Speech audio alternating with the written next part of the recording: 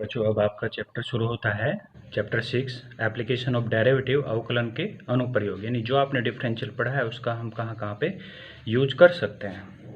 तो पहली एक्सरसाइज आपकी राशियों के परिवर्तन की दर पर आधारित है। Rate of change of quantities. कुछ चीज़ें पहले नोट कर लीजिएगा। जैसे कि आप जानते हैं dy अपॉन dx, इसे क्या बोलते हैं आप? Differential of phi with respect to x।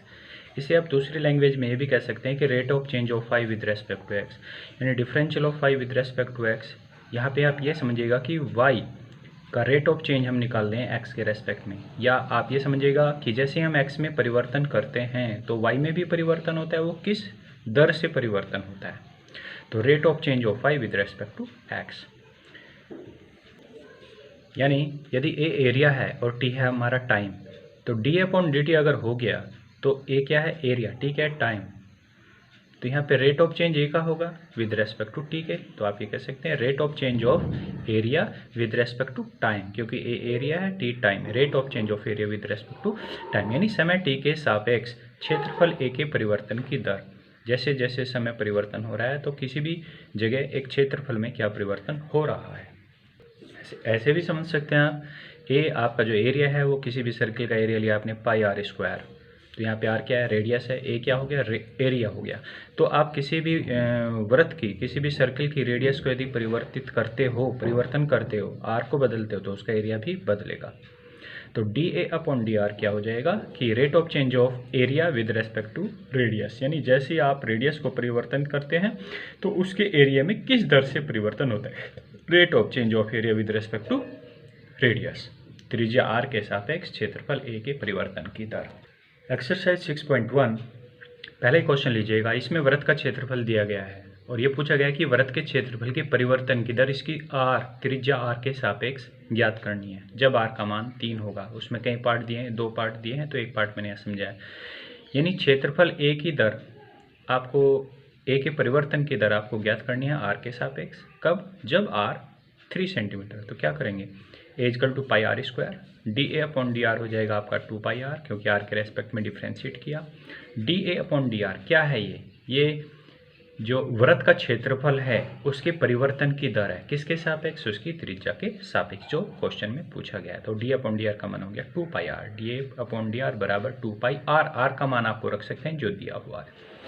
तो आर आपको कितना दिया? 3 सेंटीमीटर। तो 6 पाई मल्टीप्लाई 3, हाँ 2 पाई मल्टीप्लाई 3, जो क्या किसके इक्वल हो गया? 6 पाई के। अब इसकी जो यूनिट होगी उसको कैसे निकाल सकते हैं? ऊपर है एरिया, तो ऊपर लिखेंगे सेंटीमीटर स्क्वायर, नीचे है रेडियस, नीचे लिखेंगे centimetre. Centimetre square upon centimetre से आपकी एक पावर कैंसिल हो जाएगी, 6 पाई सेंटीमीटर।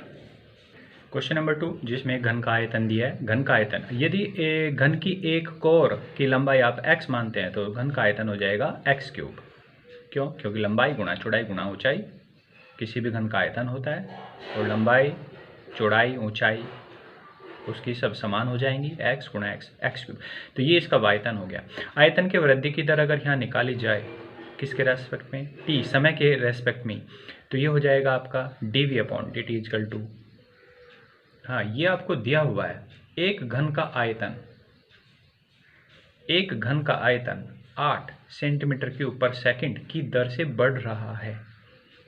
की दर से बढ़ रहा है, इसका मतलब वो समय के सापेक्ष बढ़ रहा है। तो क्या है? D V upon D T का मान 8 सेंटीमीटर क्यूब अपॉन 5, ये वैल्यू आपको दी गई है। आयतन के वृद्धि की दर आपको दी गई है, घन का आयतन आपने ये लिया है। वो कह रहे हैं कि पृष्ठीय क्षेत्रफल किस दर से बढ़ रहा है। पृष्ठीय क्षेत्रफल किस दर से बढ़ रहा है? उसका पृष्ठीय क्षेत्रफल होगा S equal to 6x square. और किस दर से बढ़ रहा है? तो इसका जो परिवर्तन होगा उस समय के सापेक्ष होगा। तो आप क्या कहेंगे इसे? D S upon D T. तो D S upon D T को आप क्या समझ सकते हैं? ऐसा आपने क्या लिया? पृष्ठीय क्षेत्रफल। तो ये बनेगा आपका पृष्ठीय क्षेत्रफल की दर समय के सापेक्ष, या पृष्ठीय क्षेत्रफल किस दर से बढ़ रहा है, D S upon D T. तो यहाँ पे आप टी के रेस्पेक्ट में डिफ्रेंशिएट करेंगे दोनों तरफ, तो D S upon D T जो किसके इक्वल हो जाएगा? पहले एक्स का करेंगे, ये हो जाएगा 12x, और क्योंकि आप एक्स के रेस्पेक्ट में करें, टी के रेस्पेक्ट में करें, इसलिए मल्टीप्लाई में D X upon D T फिर से आएगा। तो D S upon D T का मान हो गया 12x D X upon D T. आगे v equal to X cube है, यहाँ से आपको dv अपॉन dt दिया गया है, dv अपॉन dt की वैल्यू निकाल लीजिएगा यहाँ से, वो क्या हो जाएगा, दोनों तरफ t के रेस्पेक्ट में डिफ्रेंशिएट, जो dv upon dt equal to पहले एक्स क्यूब का होगा 3x स्क्वायर और फिर t के रेस्पेक्ट में x का dx अपॉन dt, जिसमें dv अपॉन dt का एक मान दिया 8 बराबर 3x square dx upon dt। तो dx अपॉन dt का मान आ जाएगा 8 बटे में आ जाएगा 3x स्क्वायर, ये dx अपॉन dt का मान है। इसका मान आप ds अपॉन dt में रखोगे, ds अपॉन dt बराबर है 12x dx अपॉन dt और dx अपॉन dt की वैल्यू होगी 8 अपॉन 3x स्क्वायर। इसे सिंप्लीफाई किया 32 बटे x आ गया। किसका मान है, ds अपॉन dt बराबर 32 बटे x। उन्होंने कहा यदि कोर का मान, जो कोर है वो x है, उसका मान 10 सेंटीमीटर है, तो यहाँ 10 रख दीजिएगा, ds अपॉन dt का मान आ जाएगा 32 बटे 10 बराबर, अगर x का मान 10 सेंटीमीटर दे दिया तो ds अपॉन dt बराबर 32 बटे 10, x का मान 10 हो जाएगा बराबर 3.2। अब आप यहाँ समझ सकते हैं ये पृष्ठीय क्षेत्रफल है सेंटीमीटर स्क्वायर होगा, अपॉन सेकंड हो जाएगा, t आपका समय है सेकंड, तो इसकी यूनिट ds अपॉन dt जो जिसका मान है 3.2, इसकी यूनिट हो जाएगी centimetre square upon centimetre square पर सेकंड।